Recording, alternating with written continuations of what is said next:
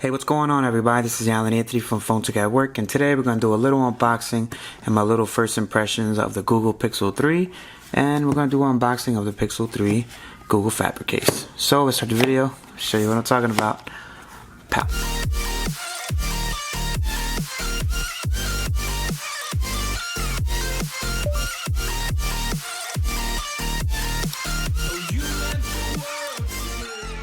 Alright guys, so the Google Pixel 3, I was definitely interested in trying out the smaller Pixel. As we call it in my community, we call it the baby Pixel because it's definitely smaller than the bigger brother. So I do have the not pink version, and I actually got this from the people at Team Pixel. Big shout out to them for actually sending this out to me, but I definitely wanted to see. Now, it's not a brand new device, by the way, so let's just pop this open. Now, the phone isn't here, and I'll tell you why the phone isn't here, because I've been using it for the last few weeks, probably about 2 weeks now, and I definitely have an opinion on it. So let's just see what you get in the box. Of course, you do have your little SIM ejection tool, all that good stuff. You have your Pixel stickers and a whole bunch of stuff here. Let's get started. We're here for you.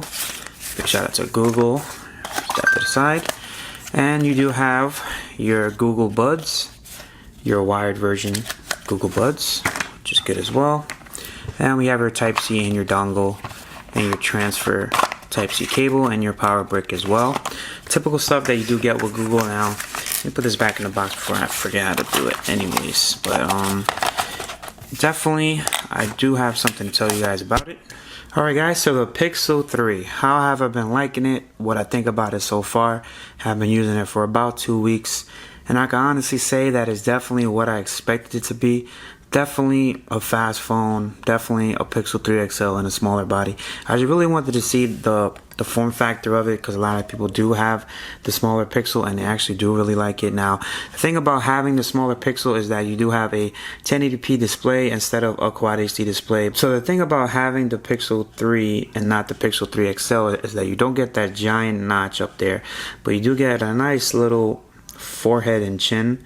So it does actually take it back a few years, because now they're just making no type of bezels, pop-up cameras, and all that good stuff that they're bringing to phones nowadays. But just the one-handed use of this is really something different, and I was really enjoying my time with it.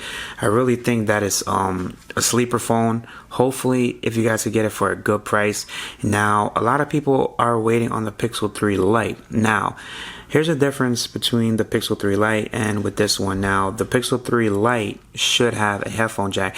These are all rumors, by the way. It should have a headphone jack, and it's made out of a different material that's more plastic. So with this phone, you will have an 845 processor, and I believe with the Pixel 3 Lite, it's in the Snapdragon 600 series. So it definitely won't be as powerful as this. So if you guys are able to find a deal on a Pixel 3, I would definitely try to pick it up. Like probably $400, maybe $500.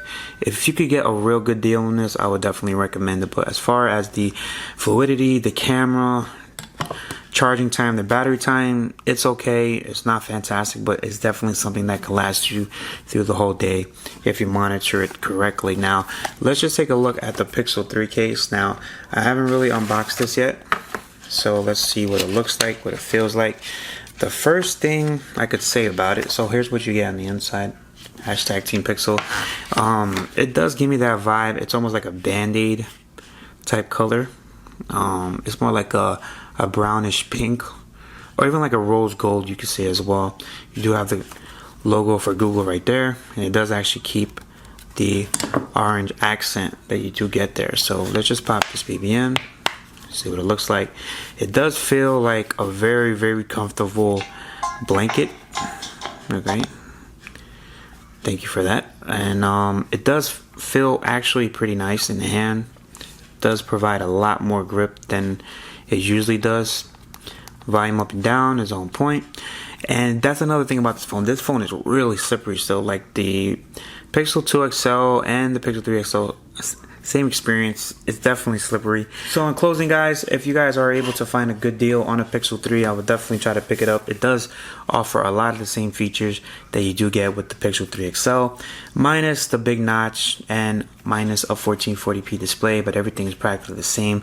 Battery life is probably a little bit less, but having a smaller Android phone is definitely something that I haven't experienced probably ever since the Galaxy S6, so I'm definitely feeling the experience of having a small phone, and I have been using this like crazy. That call screen is definitely something that I will always use with my Pixel 3 XL and the Pixel 2 XL, but I'm definitely feeling this phone. I could definitely recommend it. There's nothing wrong with it except for the bezels maybe.